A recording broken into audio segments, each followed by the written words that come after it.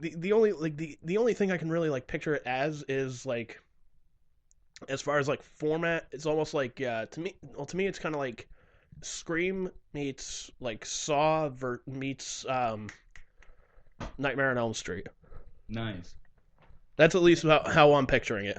Yeah, yeah, I'd say that's pretty good. And as you actually pointed out in a text that you sent to me, it's also got a hint of Tarantino to it because we jump around a lot. Yeah, yeah, There's a lot of like yeah. Because we're here and we're there and then we're here and it's this time and that time and it's not necessarily specific like when it is. It doesn't really matter. It's just we're jumping around and I think you get the general idea of where it's going, right? Basically, yeah. And dude, I remember being in the script writing course with you in college, and even then, you were just like, you kind of use that format of like showing like the aftermath first, and then going back and showing what happened, like that Tarantino style.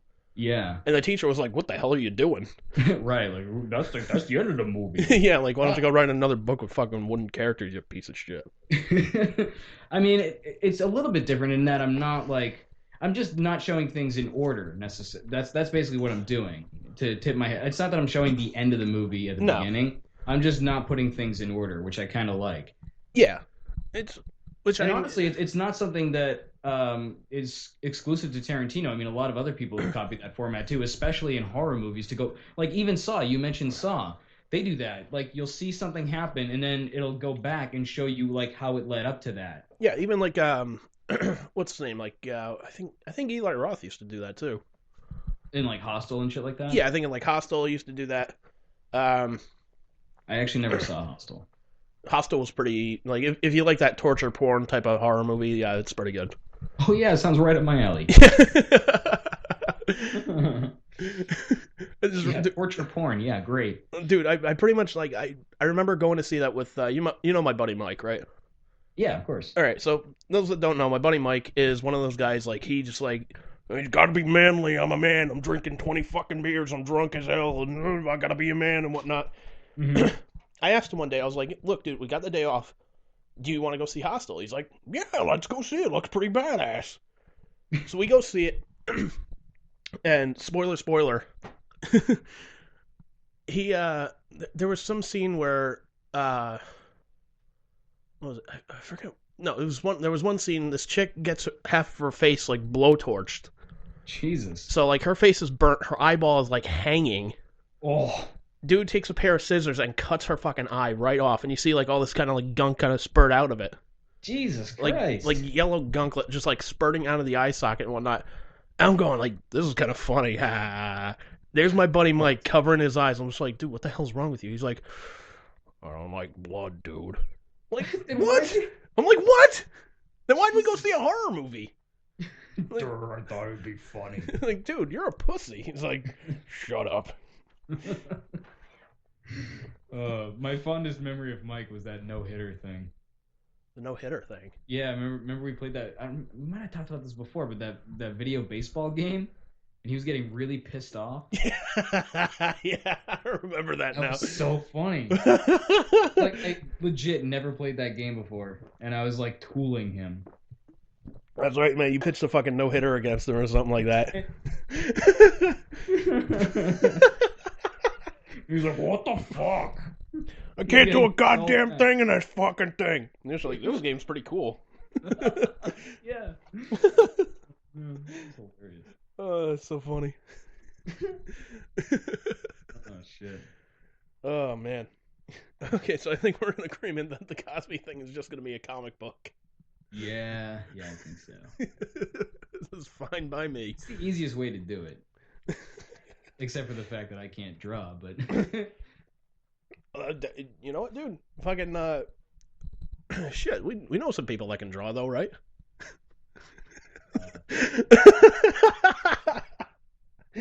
Well, yes, but none that would be willing to do this. What if we float them like $20? Like, here you go. Yeah, no, I don't think that's enough. Like, you don't even have to put your name on it. Just, there you go. Who drew this? I did. Yeah. My penis.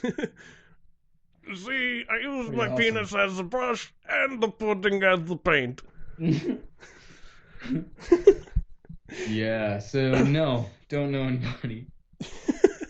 The only thing I could think of is if, like, Jesus, I don't know. You remember, like, color forms?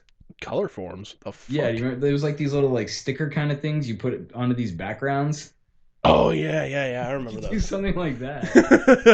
Now, you see, you're gonna eat the pudding. You're gonna do what I tell you to do.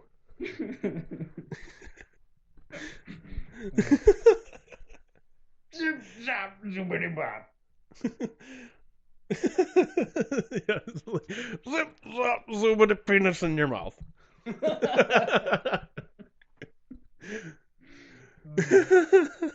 I personally like that in the script the bop was like the end of the final noise, like right before the hit.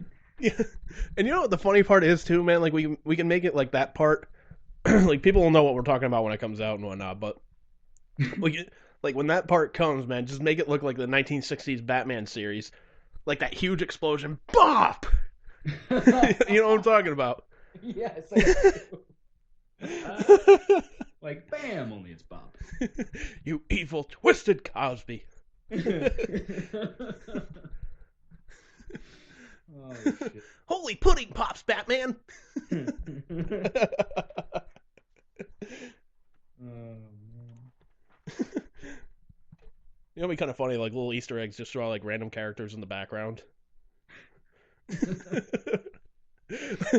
Like for some reason, there's like some like Cosby characters like torturing a victim and whatnot. And just in the victim, like just in the fucking background, somewhere you see fucking Spider-Man. Like just swings right by. He's just like, "Fuck this! What am I doing?" Oh, Jesus! I gotta rejoin the Fantastic Four. This is bullshit. I'll let Hulk deal with this one. Fuck this. Yeah. You can call for help, but I don't think Lou Ferrigno's gonna hear you. Dumbass. Oh,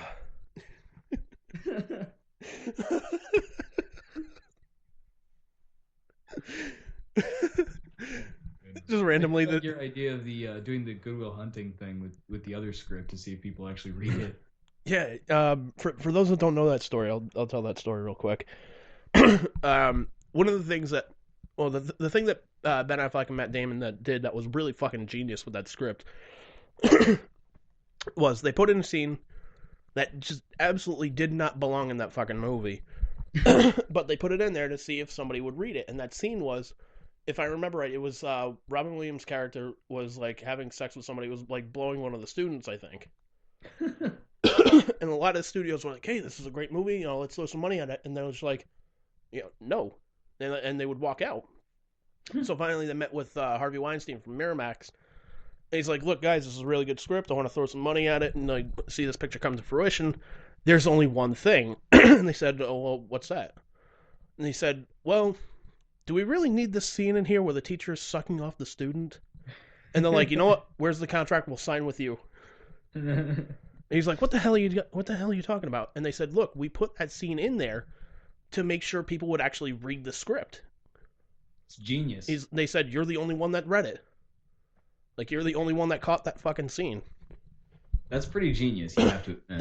That is absolutely genius. genius. That when the names Matt Damon and Ben Affleck come across the table, that any studio is probably going to be like, "Oh yeah, sure, yep, yeah, here's money." And especially like nowadays, like if they put a script forward, like people will just be like, push it right through, let's go. Yeah, it's like Marky Mark with any of his scripts. But I mean, like back in those days, like I don't think Matt Damon was that big of a name, and neither was Ben Affleck. Really? I thought they. I don't know. I don't know. They weren't as big as they were today.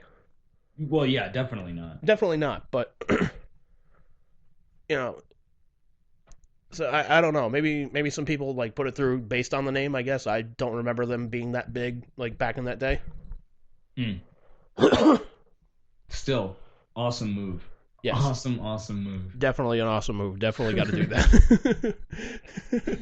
that. I have no idea why I'm in the script for person hunting another person. Oh, shit. Where's my pudding? Where's the pudding? So far, there's just an island. It's not It'd be funny. It'd be funny though, like if that script actually gets made and whatnot. Which one? Like the Dangerous Game one. Oh, that one. Yeah, just make that as like an extra scene. With Cosby? Yeah, just with Cosby. It's like, look, we got bored on set one day. We just needed do something for a laugh. And don't even bring Bill Cosby in for it. Just fucking bring, like, Eddie Murphy in and have him do his impression. Yeah, he probably needs work. No, Eddie Murphy fucking just let him go. I mean, he needs work to do. Like, he needs something to do. So yeah, probably. No, I didn't say no filth and Florence Phil. No, I'm offended that you called. Fuck you. Yeah, just search Eddie Murphy, Bill Cosby. It's fucking hysterical, like, especially when he talks about him on what was it, Eddie Murphy Raw, that stand-up special that he did. Oh, that was hysterical. Yes, it was. Have a soda and shut the fuck up. Yep. Just go watch it. You'll know what we're talking about. It's funny. I trust you. I trust you to go watch it. Do you trust me? Can you trust me? I actually am kind of interested to make that Most Dangerous Game script, even if it is like a really low budge, like kind of shitty looking thing, because it is a good story, and I think it would be kind of compelling on any format, really. Yeah, I think it'd be kind of cool to do that, you know. And you've seen the parodies enough that you're just like, all right, I got the basic idea of it. Yeah, like I watched the movie that's supposed to be based on the book. Like, it even has the same title, Most Dangerous Game. But, like, it's completely different. Like, the original story is a 44-page book about this guy who falls off of a cruise ship and gets stranded on an island where he meets this guy, General Zaroff, and his assistant, Ivan.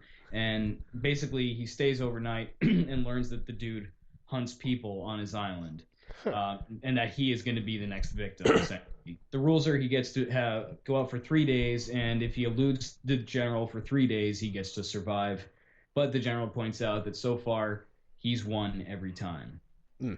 So it's kind of an interesting concept, and the movie, like, they bring in this chick who's with him. Like, they both fall overboard. So, like, he has a love interest, or he meets her on the island or something. I forget. But there's, like, a chick there, and her brother's there, and, like, there's like a couple of people, and he kind of falls in love with the chick, and they both try to escape, and it's like, well, what the fuck is going on, man? It's just completely different. I really like the idea of just, like, that one guy being trapped on the island and shit like that. There was another version with, you know, what's his name? Boss Rutan or whatever his name is, that MMA guy. Boss Rutan. Yeah, do you know that dude? No, man, I don't follow MMA, sadly. Well, me neither, but apparently he's like a big MMA fighter or something like that. But there was a movie that he did that was like supposed to be a spin-off of it that Michael Rooker was in. And it was interesting. It was like there were a bunch of prisoners that were taken to the island to be hunted by this team of hunters, which was backed by a bunch of rich people. So it was like kind of the idea, but not really. Yeah. And it kind of felt like that movie honestly was made just to show off that dude's like fighting skills. Yeah, and there's movies like that where, like The Condemned, for example, there's that. Was that the Steve Austin flick? Yeah. I didn't like that movie at all, dude. I stopped watching it, actually. I actually watched it because I was like, you know what, man, I'm a fan of Steve Austin. I'll see it through, and I was like, all right, it's got its moments where I'm just like, all right, that was kind of cool and whatnot, but yeah, for the most part, I was just like, terrible picture. Yeah. Yeah, I mean, it was way too like violent and aggressive for what the original movie was, in my opinion. Yeah. Like my thing was, you know what, man, if they were gonna make a movie like something like this, they could have made a movie out of that video game Manhunt. Oh, dude, that would be sick. Like, how badass would that have fucking been? And even casting Brian Cox to do it too. Holy shit. Yeah, he would easily do the fucking voice work. Oh, that would be so sick. That would be, man. There was a sequel for that game, but I never checked it out. I remember my ex-brother playing it for a little bit, and it looked fucking terrible. Yeah, I can only imagine. It got censored to fucking hell. Ah. It's like, you know, one of the weapons you could use was a syringe. Mm-hmm. I don't remember if it had anything in it, but essentially you would like stab somebody, and like, you know, when you go in for the kill, like in Manhunt, like it would show you the actual kill. Like you put a plastic bag over somebody's head and you beat the fuck out of them or something like that. Yeah, there was like 3 or 4 different kinds of kills depending on how close you could get and how long you held the button and shit. Yeah. So basically what happened was, they would go to like this like psychedelic like screen, like the screen would swirl like purple and yellow and red and whatnot,